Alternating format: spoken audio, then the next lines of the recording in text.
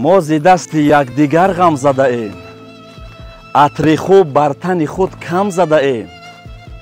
جای لطف و گپ و گفتار ز حق بر دهان هم با سنگ زده ایم. بینندگان سامانه صدای امید، پیش از آغاز برنامه میخواهم یک چند گفتنی های دارم به سمع همگی شما رسانم. تا بکی سوء استفاده از مردم کم شعور و کم علم میکنید. قلب های شما را بغض و کینه و نفرت ضبط کرده گرفته است. در بین مردم فتنه‌گری، خوبی کرده نمیتوانید، لااقل بدی را نکنید. خب ما نمیگیم که خدا شما را نیست کند، میگوییم که خدا شما را عمر دراز دهد و ببینید از آبادی و پیشرفت کشور عزیز ما و سخته بمیرید. گفتی استادمان، با علم ترین شما را اگر به کار قبول کنم مدیر یگان فرما میگذاریم که در همین هم علم شما نمیرسد. ای زیر آن ساختن ها این ساختن ها مشکل است.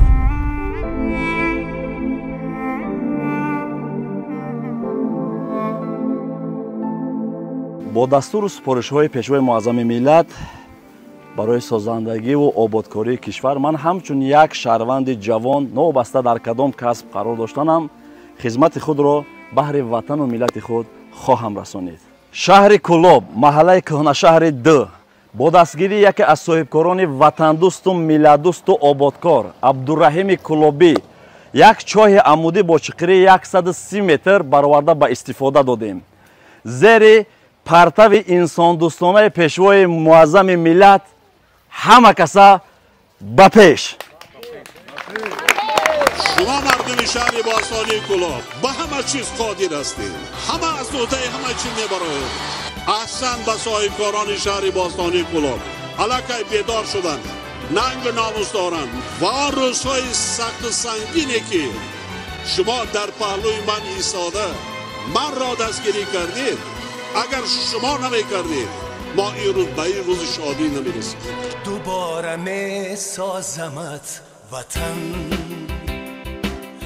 اگر چی با خشت جان خیش ستون و سقفی تو. بسیار تشکر زیاد برای سخن. اولا پیش از آنکه سخن آغاز کنیم اجازه دهید ما همراهی مردم محله یک اقدام گرفتیم که یک تحفه خاکسارانه اول تقدیم میکنیم به اهل گروه کارگرا و به شما. بعد سخن ان شاء الله خدا خواهد آغاز میکنیم. لازم نیست فقط اگر که اجازه ندیم ما سخن نمیکنیم. اول تحفه ما را خدا خواهد قبول میکنیم، بعد دوام میتیم صحبت. مردم کلابا رحمت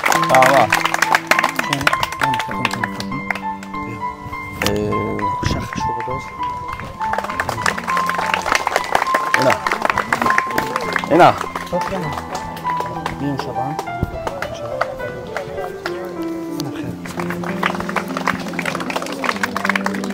زبید مبارک شود. بسیار زیبا. رحمت چکن کلاب رسمی مهمان دوستی مردم کلاب، لطفاً همین تحفه خاکسارانه ما را با یک آداب و احترام قبول کنین. مرسی. رحمت از همه مردم سربلند کلاب بسیار میندار هستم که نوبسته ما برای این تحفه معامله شما، مهمان نوازی شما را ما باور کنین از جان و دل قبول کردم و تا که جایی که باشم میگم برای مهمان نوازیتون. سلامت باشین. خب اولا به عرض سلام و منتداری بیان میکنیم. اولا با پیشوای معظم ملت ما جوانان هدف گرفتیم طبق راهنمایی پیشوای معظم ملت در آبادکاری، در آبادانی وطن همیشه سهمگزار باشیم و برای نسل آینده یک چیزی بانیم که نسل آینده زندگی خوب کنه. شکر استقلالیت وطن، شکر آزادی وحدت یگانگی ملت تاجیک ما با بسیار پیشروی ها و بسیار آبادی های بسیار پیشرفته میسر شدیم، موفق هم شدیم. خدا را شکر. امید داریم که از این پس با به دستگیری صاحبکاری های وطنیمان بخصوص اکای عبدالرحیم کلابی و با دستگیری های این گونه برادرای وطن دوست کانال اکای امید جان صدای امید که همیشه در دوستداری وطن، همیشه در آبادی و پیشرفت وطن سهم و کوشش های خود را ҳамеша кардестанд. мо ҳам дар байни инҳо рост шида саҳми хурдакаки худмона ҳатман ба дили ҷон барои ободии ватану маҳалли худмон ҳатман мегузорем. ташаккур. саломат бош. من ساکنی همین دیه هست همه دو هم ایدمو نفق خور ما در همین محله زیاده 80 خوجگی خوجگی میکنیم و آب نوشابه تامین میشوند. ما خدمت های امی آدمی که همی کار پیش برده است عبدالرحیم قلابی صدای امید میرسونیم. تشکر به همین بچه هایی که همی کار پیش رفتن. با مثال که کارکنای همی که هم بچه‌ای که در همیجا خدمت کردن ما مینداری خود رو میرسونیم. دایم مینداریم.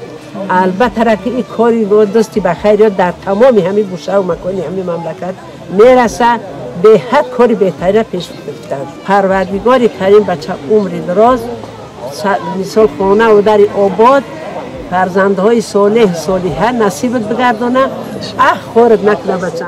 ассалому алайкум ҳозирини гиромӣ, нафароне ки моро тамошо мекунед, аввалан миннатдории худмона баробари давлат мерасонем.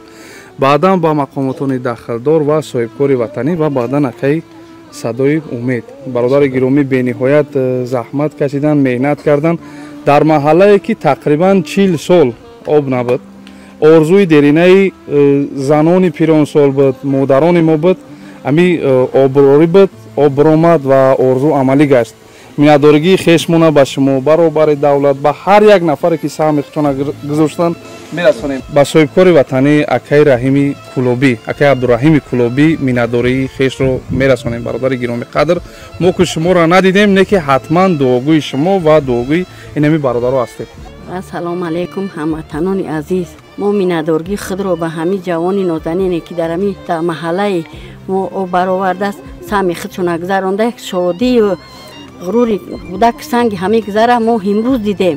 худо баракат шуда ба хоҳиши пешвои миллат эмомалӣ раҳмон ва мисол ҳамин коро шидагиай хуш омаден ба ватани мо ба чарон. худои карим обрӯз битава дар ҷое бошӣ, сарбаланд бошӣ. ҳама вақти худо ҳамтари корот барор бигирад. хуш омаден ба кӯлои бостонии мо. алҳамдулилла. саломат бошед. худо ҳамаи шуморо нигаҳбон бошад. خب دوستان عزیز ببینید خرسندی مادران و اپا و کودک و برادران این محله کهنه شهر کلوب رو آب دادن این اجر و پاداش خیلی بلند دارد، خیلی ثواب دارد. هر صاحب کاری که باشد مثل برادر ما عبدالرحیم کلوبی استاد ما بیاین سرجمانه شویم و در دیگر ناحیه‌ها راه سازیم، آب براریم، بنگاه طبی سازیم، مکتب سازیم. همه این یک ثواب جاری است برای هر یکی ما و شما. خرسندی همینها برای ما بس است. در این دنیا فقط نام نیک مانیم و نام نیک خطی رویم. خدا نگهبانتان تا ویدیوهای نوبتی.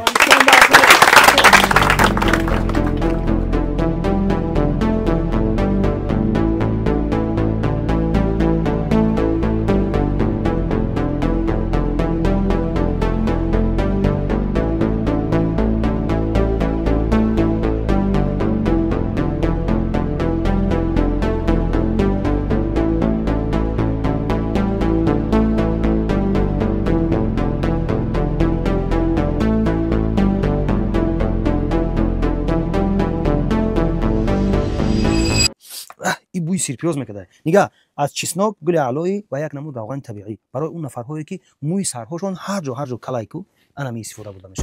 بعضن حالا دندونا خون میشه و وسپالینی داره، زرد شدگی، یگون خونکی و گرمی میخوری دندونا وش رس میکنه کو این همی کرم برای آن هموار. ایت شیرین میخوره. بعضی از دستای هست که ای خوریدن کو اوچا میکنه. یعنی خوریشک میبره در دستا، انمی بسمه را استفاده میبرن، بهترینش انمیه. انا برای مادر و اپا و خواهرایی که بعد از تولید کردن روشون مارشین میبره، یعنی داغ میزنن کو انا همین مزه توصیه داده میشه. جوانایی هستن که در رویهایشون مارشین پرشه میبره، یعنی به گفت خودمون نرق میبره. انا همین برای پوستا را نرم کردن، مارشین را گم کردن بهترین کرم های. در بدن انسان بعضن حالت سفیدی پیدا می شود. خود درو باشه، خود دست باشه. اینا به قول خودمون پیسی میگوین. کرم داریم از فرمای حرز. همین کرم ها همش از فرمای حرز میباشن، از مصر یعنی از یگیپت آورده شده. شما برای دسترس کردن میتونید که به رقم های مراجعه کنید. کجایی که شما میخواهید ان شاء الله روانه میکنیم. تنتون سعادت باشه.